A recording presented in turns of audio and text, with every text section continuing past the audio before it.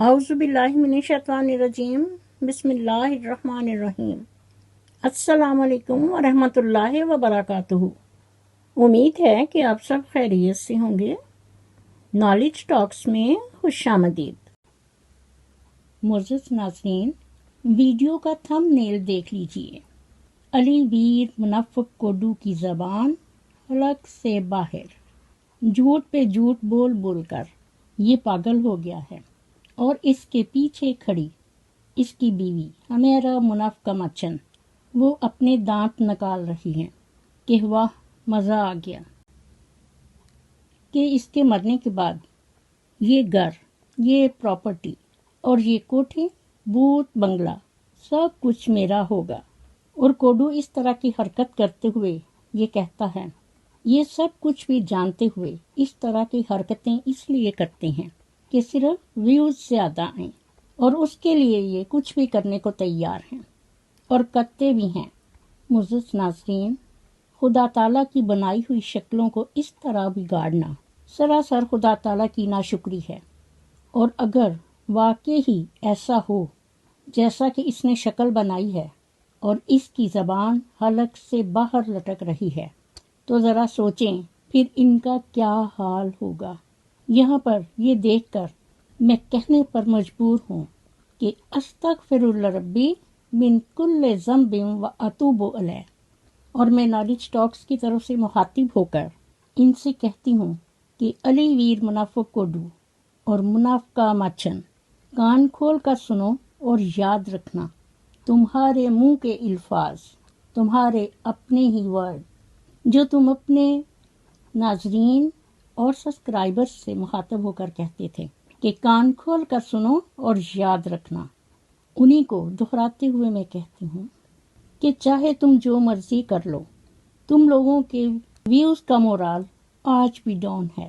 ذرا غور کرنا ان الفاظ پر کہ حرام کی کمائی اگرچہ شکلیں نہیں بگاڑتی لیکن نسلیں ضرور بگاڑ دیتی ہے، اور یہاں پر تم نے اپنی شکل خود ہی بگاڑ کر اپنے ناظرین کو دکھا دی ہے کہ تم لوگ کتنے جاہل ہو۔ اور کسی نے کیا خوب کہا ہے کہ اے انسان، غرور اور تکبر مت کرنا، کیونکہ تیرے رب نے تیرے جیسے نہ جانے کتنے مٹی سے بنا کر مٹی میں دفن کر دیے، اور وہ مٹی کے ساتھ مٹی ہو گئے۔ اللہ تعالی ہم سب کو معاف کرے اور ایسے ناشکرے لوگوں سے ہمیں ہمیشہ دور رکھے۔ معزز ناظرین، جیسا کہ آپ بخوبی جانتے ہیں کہ ہوتا وہی ہے جو منظور خدا ہے، اور یہ لیا چک نمبر 252 کے یہ دونوں میاں بیوی علی ویر منافق کوڈو اور اس کی بیوی ہمیرا منافقہ مچن، جھوٹ کے پلندے، یہ تتے توے پر بھی بیٹھ جائیں تو لوگ ان کا یقین نہیں کریں گے۔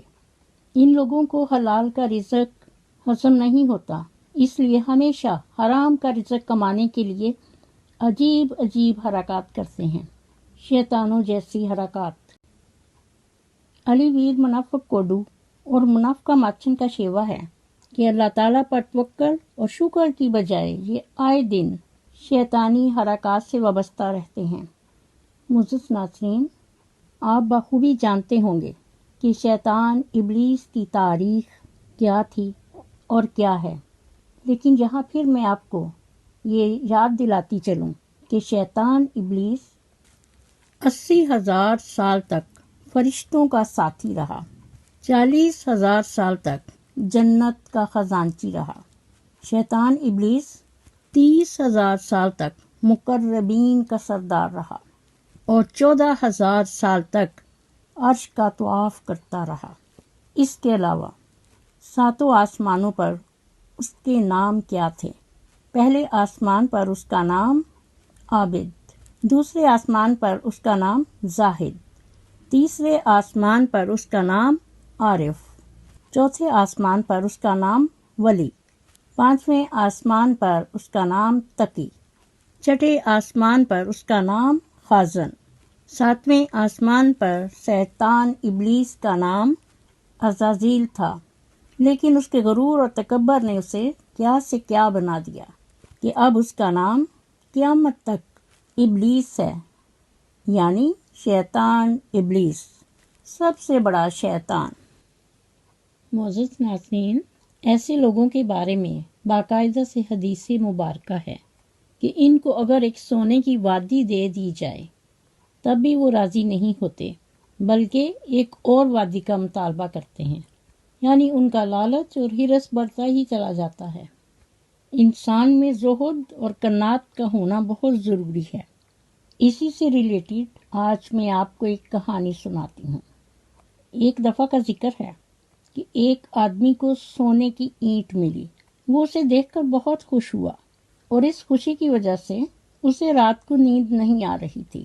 وہ طرح طرح کی ترکیبیں سوچ رہا تھا کہ اب وہ سنگ مرمر کی ایک عالیشان عمارت بنائے گا، بہت بڑی وسیع حویلی نما۔ اس میں بہت سارے کمرے ہوں گے، باغ اور پھلدار درخت بھی، اور اس کے آگے پیچھے بہت سارے نوکر، اس کے خدمت گزار، اور جو میں ان سے کہوں گا وہ مجھے یس یس کہیں گے۔ میرا اپنا خاص ایک باورچی ہوگا جو میرے لیے اچھے اچھے کھانے بنائے گا۔ میں اپنے لیے اعلیٰ درجے کے کپڑے بنواؤں گا۔ اور وہ سونے کی اینٹ کو دیکھ کر بہت زیادہ خوش کیا، بلکہ پاگل ہو رہا تھا۔ اسے نہ کھانا پینا یاد رہا اور نہ ہی ذکر الہی۔ اس کا لالچ اور ہرس، اور اسی خیال میں تھا کہ میں راتوں رات امیر بن جاؤں گا۔ یہاں تک انہی خیالات میں اسے نیند آ گئی اور وہ سو گیا۔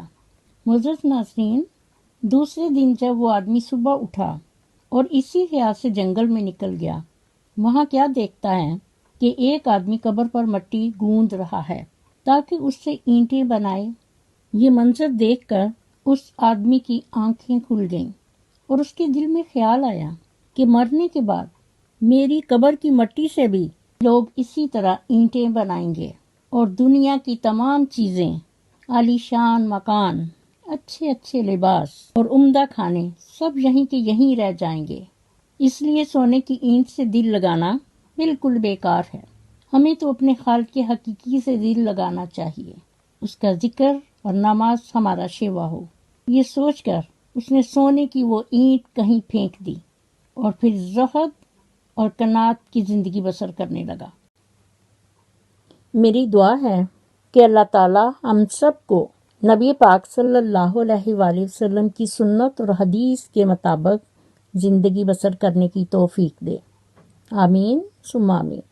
اسی کے ساتھ میں اپنی ویڈیو کا اختتام کرتی ہوں۔ میرا خلوص اور نیک تمنائیں ہمیشہ آپ کے ساتھ ہوں۔ مزید نالج ٹاکس کی ویڈیو دیکھنے کے لیے میرے چینل کو سبسکرائب کر کے ساتھ ہی بیل آئیکن کے بٹن کو ضرور پریس کیجیے تاکہ میری آنے والی ویڈیو کا نوٹیفیکیشن آپ کو سب سے پہلے ملے، اور کومنٹ باکس میں اپنا فیڈ بیک ضرور دیجیے۔ شکریہ۔ مجھے بھی اپنی دعاؤں میں یاد رکھیں۔ اللہ حافظ۔ پاکستان زندہ باد۔